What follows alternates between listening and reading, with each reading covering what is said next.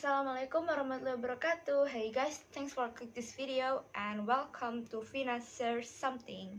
Di sini aku Vina Safanatul Mahbubah akan share tentang tips review dan konten menarik lainnya yang tentunya insya Allah akan bermanfaat untuk kalian.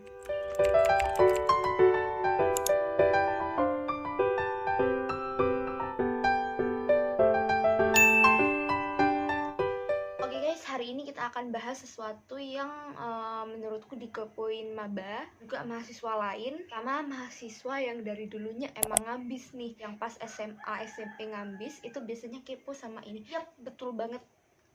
Cara dapetin IPK 4. IPK, Indeks Prestasi Kumulatif. Banyak sih yang ngejar IPK 4. Maka dari itu, aku di sini share tips dan trik gimana caranya biar kamu bisa dapetin IPK 4. Ini bagi sebagian mahasiswa ini nggak penting ya. Cuman bagi mahasiswa yang suka tantangan dan suka target sesuatu kayak aku, ini tuh jadi hal yang lumayan menarik. Langsung aja check this out. Langsung aja yang tips yang pertama. Cari tahu gaya belajar kalian dan kalian harus konsisten. Jadi teman-teman kalian tuh harus tahu gaya belajar kalian. Mungkin hal ini tuh remeh atau sepele ya. Tapi ternyata kalau kita tahu gaya belajar kita, itu tuh akan mempermudah kita dalam proses belajar. Nah, buat gaya belajar itu sendiri umumnya tuh terdiri atas 3 ya. Visual, auditory, sama kinestetik. Tapi ada juga beberapa referensi yang aku cari di internet itu membagi tipe gaya belajar itu bisa lebih dari 3, entah itu 4 atau 7. Untuk penjelasan tentang gaya belajar, kalian bisa cek di next video yang insya Allah akan aku buat di minggu depan. Oke sip, yang kedua, jangan masuk kelas dalam keadaan kosong. Ini kesalahan dari mahasiswa yang paling rawan. Gak hanya mahasiswa sih, menurut pelajar dari segala jenjang itu kesalahan utamanya itu ada di sini. Terbiasa masuk kelas dalam keadaan kosong. Maksudnya gini, kalian itu gak belajar dulu sebelum kelas dimulai. Kenapa belajar sebelum masuk kelas itu penting? Nah, buat aku pribadi tuh masuk kelas dalam keadaan kosong itu nyiksa aku banget.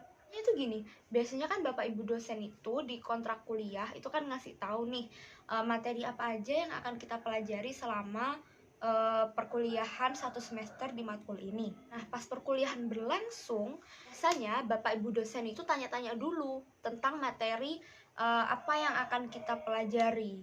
Misalkan, bagaimana pendapat kalian tentang keanekaragaman hayati? Bagaimana pendapat kalian tentang ini? Bagaimana pendapat kalian tentang materi yang akan kita pelajari hari ini? Nah, kalau kita nggak belajar, kita nggak akan bisa tuh jawab pertanyaan yang berpotensi banget buat nambah nilai kita. Kita tuh nggak punya gambaran mau jawab apa.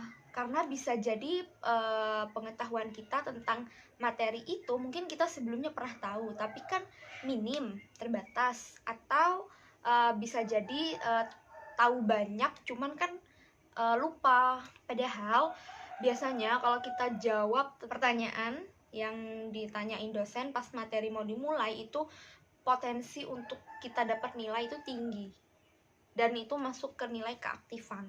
Dan nggak cuma itu, dari pengalaman aku, belajar sebelum kita masuk kelas itu juga bisa bikin referensi pertanyaan kita tuh bertambah.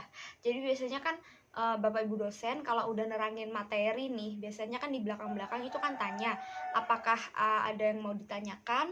Nah, kalau kita sudah dapat pertanyaan semalam atau sebelum kita masuk ke kelas itu, kita tuh bisa ngajuin pertanyaan itu, dan itu juga bisa bikin nilai kita bertambah. Karena apa? Karena bapak ibu dosen pasti mikirnya kita itu perhatian banget sama materi yang dibahas, dan kita kelihatan niat kuliah lah ya gitu. Nah, terus kalau udah dapat nilai tambah itu, potensi kita buat dapat nilai A atau IPK 4 itu jadi lebih tinggi. Yang ketiga, Kerjakan semua tugas tepat waktu. Biasain ngerjain tugas itu langsung dikerjain, jangan nunggu mepet-mepet deadline. Ingat, mata kuliah yang kita tempuh itu gak cuma satu. Mungkin sih kelihatannya masih lama deadline-nya, tapi ternyata pas udah hampir mepet deadline dan kamu belum ngerjain itu, kamu mungkin malah ada kesibukan lain. Dan ternyata tugas dari mata kuliah lain juga banyak dan itu numpuk. Ini nih yang biasanya dikeluhin sama mahasiswa, dapat keluhan stres perkara tugasnya numpuk. Padahal kan yang bikin tugas kita numpuk itu adalah kebiasaan kita sendiri. Kebiasaan kita dalam menunda-nunda. Oke, langsung aja ke tips yang keempat. Jangan absen kalau nggak penting. Biasanya presensi atau kehadiran itu berpengaruh juga ke nilai, berpengaruh gede ke nilai. Banyakan dosen sih gitu ya. Biasanya pas kontrak kuliah itu dikasih tahu, izin cuma dibatasi 3-4 kali pertemuan dalam 1 semester.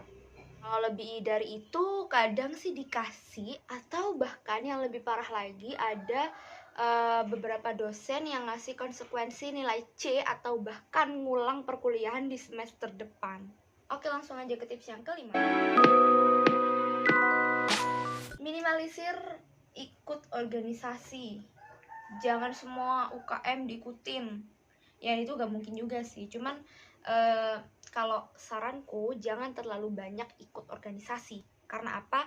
Kalian akan sulit membagi waktu, yang mana waktu untuk jar, mana waktu untuk organisasi.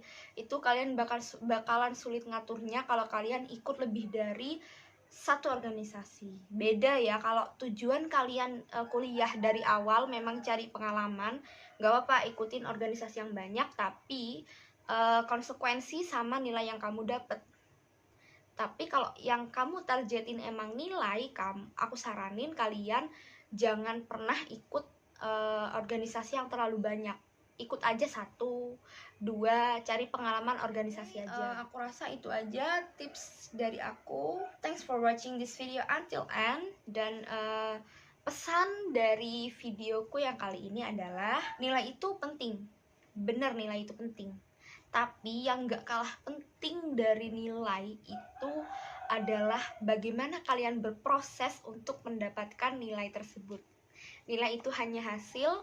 Mungkin kalian bisa jadi kalian ngikutin tips dan trik dari aku ini, tapi hasil yang kalian mau tuh nggak sesuai sama yang kalian harapkan. Itu mungkin kalian ada kurangnya, entah itu di doa, entah itu di restu dari orang tua. Jadi yang penting itu sebenarnya berproses dan bekerja keras. Kita terbiasa bekerja keras untuk mendapatkan nilai yang baik, insya Allah kebiasaan bekerja keras itu akan terbiasa sampai kita melangkah ke dunia pekerjaan nantinya. Nah, itu aja dari aku. Thanks for watching this video until end. Wassalamualaikum warahmatullahi wabarakatuh.